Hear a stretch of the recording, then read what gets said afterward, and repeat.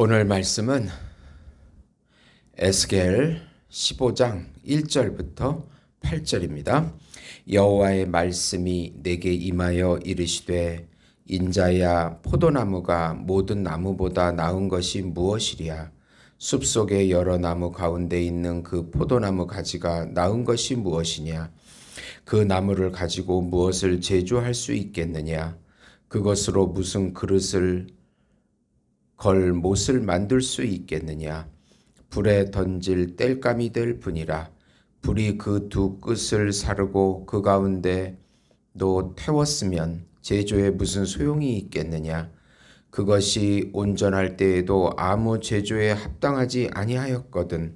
하물며 불에 살라지고 탄 후에 어찌 제조에 합당하겠느냐?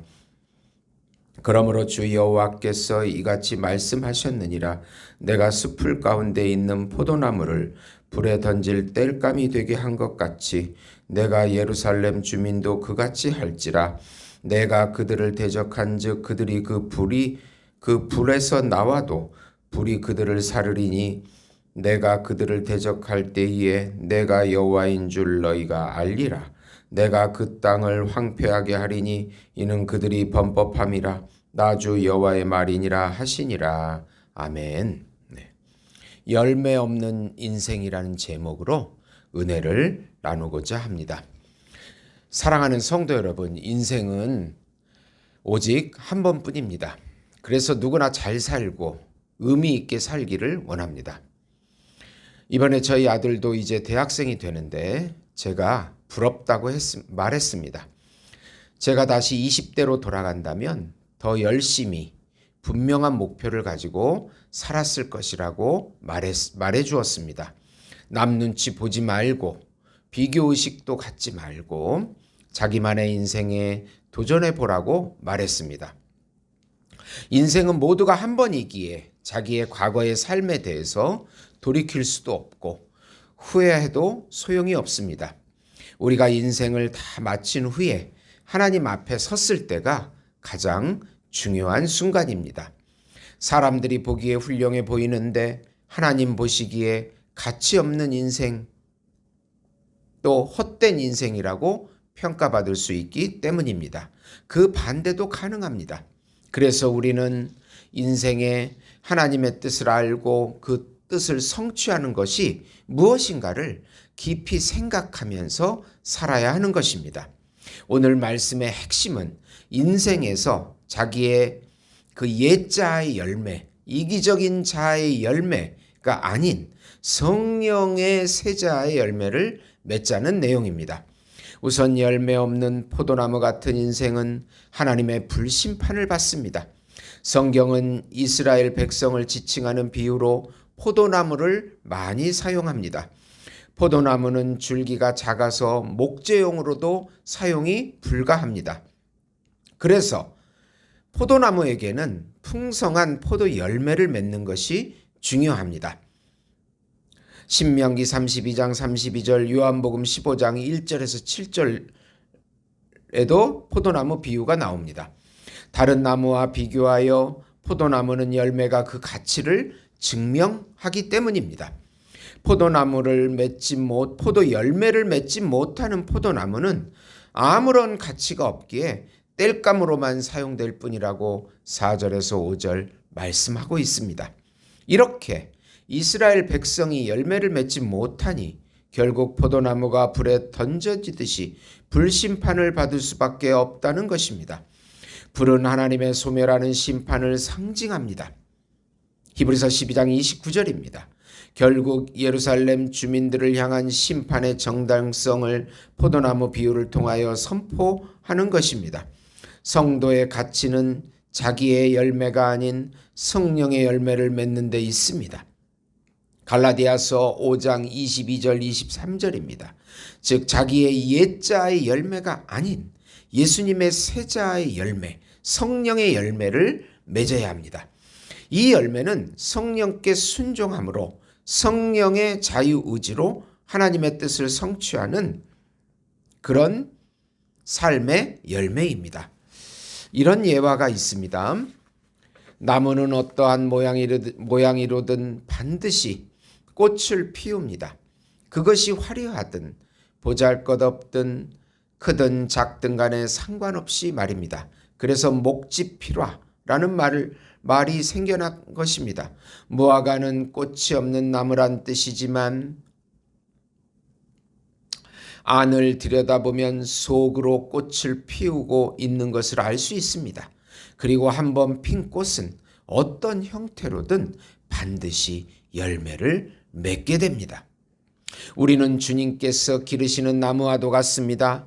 때문에 반드시 꽃을 피우고 그 꽃에 상응하는 열매를 맺어야 합니다.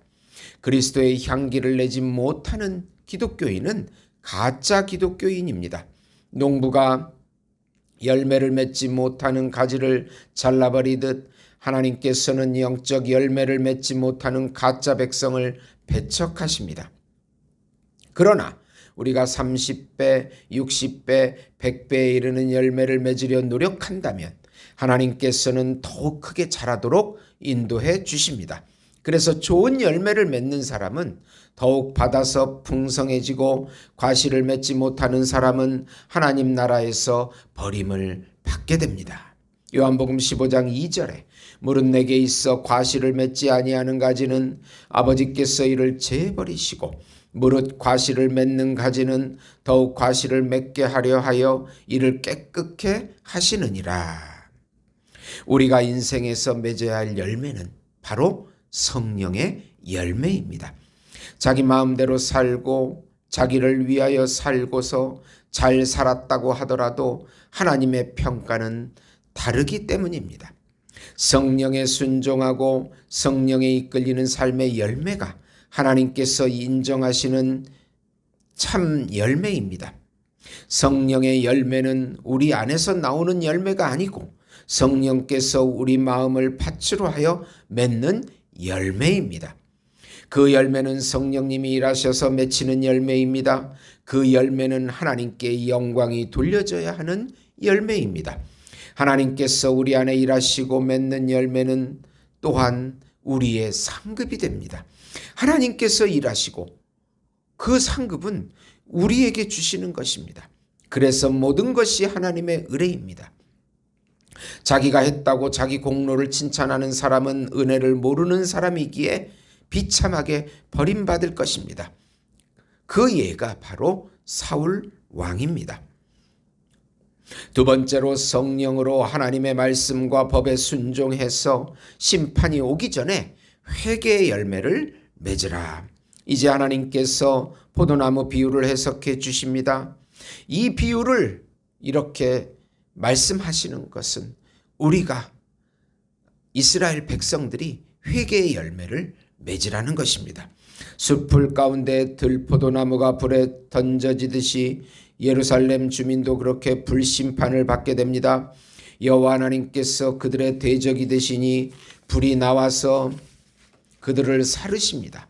즉 바벨론을 통하여 전쟁과 기근과 전염병으로 예루살렘이 멸망될 것이라고 선포합니다.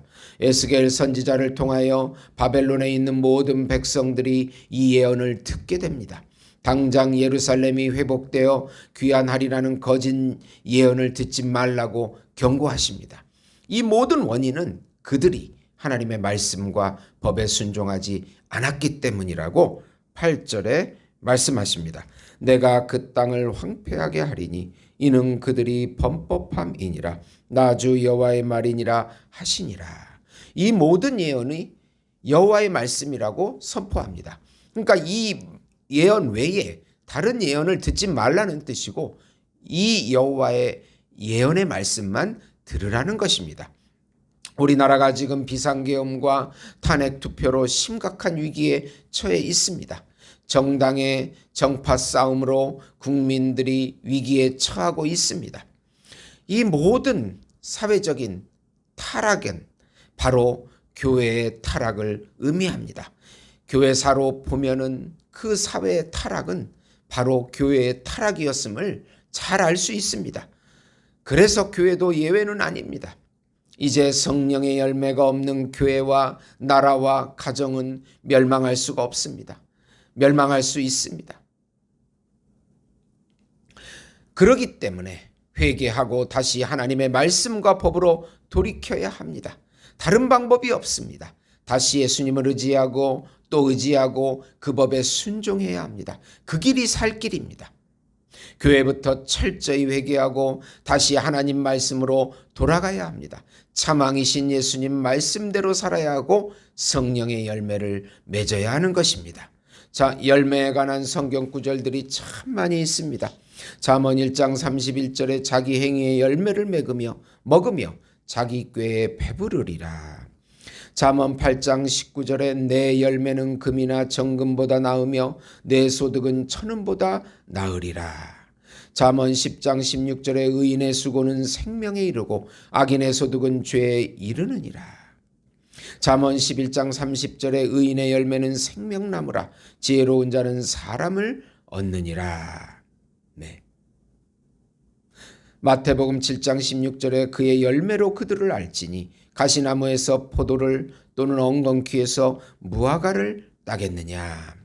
마태복음 12장 33절에 나무도 좋고 열매도 좋다 하든지 나무도 좋지 않고 열매도 좋지 않다 하든지 하라. 그 열매로 나무를 아느니라.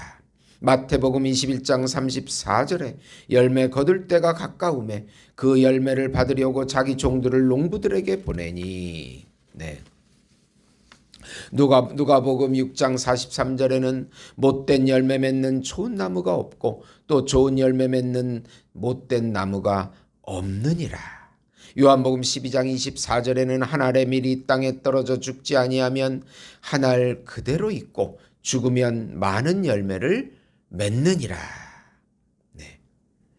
갈라디아서 5장 22, 23절에 오직 성령의 열매는 사랑과 희락과 화평과 오래 참음과 자비와 양성과 충성과 온유와 절제니 이 같은 것을 금지할 법이 없느니라. 에베소서 5장 9절에 빛의 열매는 모든 착함과 의로움과 진실함에 있느니라. 이외에도 많은 구절들이 있습니다. 우리가 회개하지 않으면 죄의 열매를 맺게 되고 그 죄의 열매를 거두는 곳이 바로 지옥입니다. 어떤 목사님의 글을 지옥에 관한 글을 보게 되었습니다. 지옥은 어떤 곳입니까? 지옥은 분리의 장소입니다.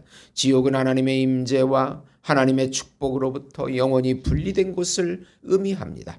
지옥은 하나님의 집에 있는 사랑하는 자들로부터 영원히 분리된 곳입니다. 지옥은 고통의 장소입니다. 사람들은 세상에서 고통을 받지만 지옥에서 받은 고통에 비하면 그것은 아무것도 아닙니다. 지옥은 그 어떤 곳보다 가장 깊은 고통의 장소입니다. 여러분은 아마도 지옥에는 문자 그대로 불이 있는 곳입니까? 라고 질문할지 모릅니다. 예수님은 가장 적당한 용어로 말씀하시기를 불붙는 지옥이라고 묘사했습니다. 지옥은 영원한 고통의 장소입니다. 지옥의 고통은 영원하고 끝이 없는 고통입니다. 지옥에는 소망이라고는 전혀 없습니다. 고통이 계속되지만 그것을 피할 소망이 전혀 없는 곳입니다. 영원히 계속되는 고통이 있는 곳입니다. 영원이란 길이를 이렇게 설명할 수 있습니다. 백두산만한 화강암 돌산이 있는데 독수리 한 마리가 100년에 한 번씩 그 날개 끝으로 살짝 건드리고 가곤 하는데 그 돌산이 다 닳아 없어지려면 몇 억만 년이나 걸릴까요? 그러나 그 돌산이 다 닳아 없어져도 영혼에 비하면 시작밖에 안 됩니다. 지옥은 죄의 열매를 거두는 곳입니다. 그들이 슬피 울며 이를 가는 곳이라 했습니다.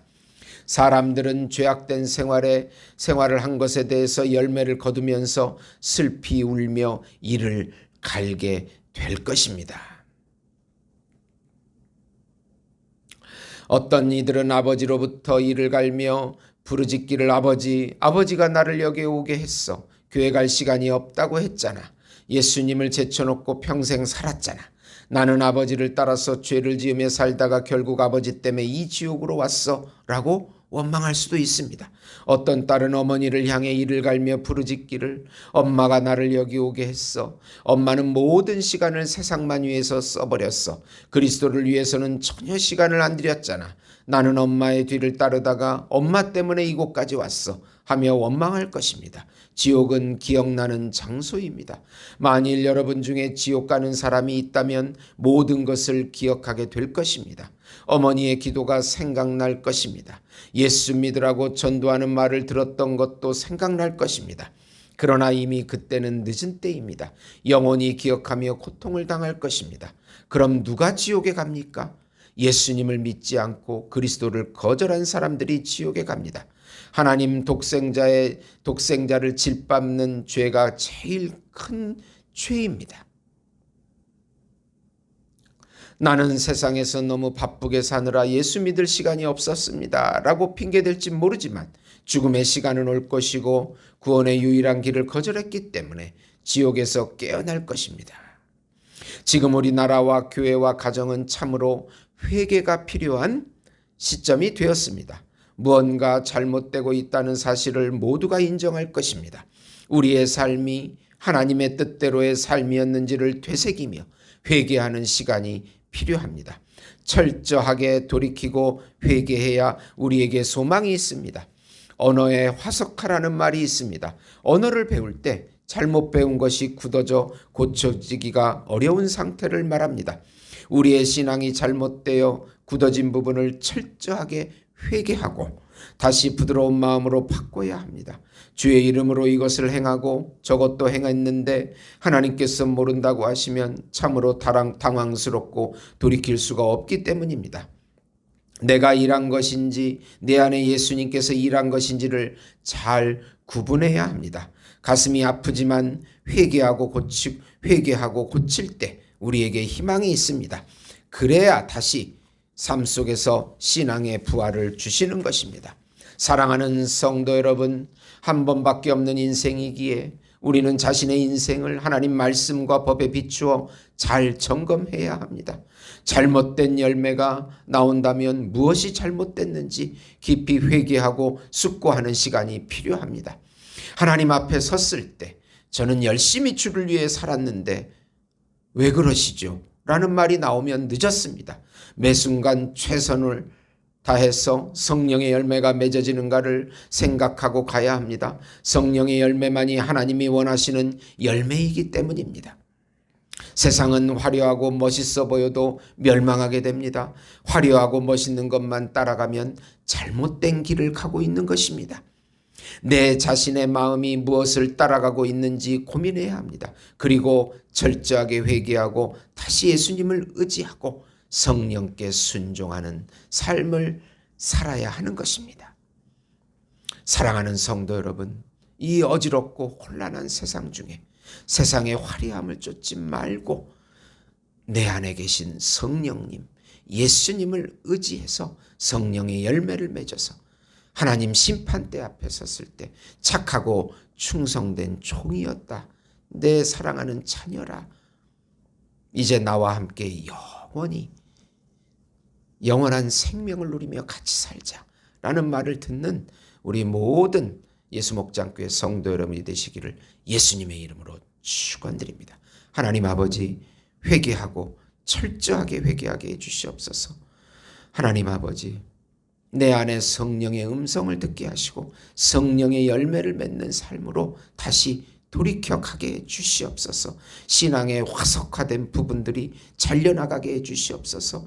우리 나라를 불쌍히 여겨주시고 교회를 불쌍히 여겨주시고 가정을 불쌍히 여겨주시고 저희들의 삶을 불쌍히 여겨주셔서 긍휼을 베풀어 주시고 깨닫게 해 주시옵소서. 돌이키게 해 주시옵소서. 예수님의 이름으로 기도합니다. 아멘.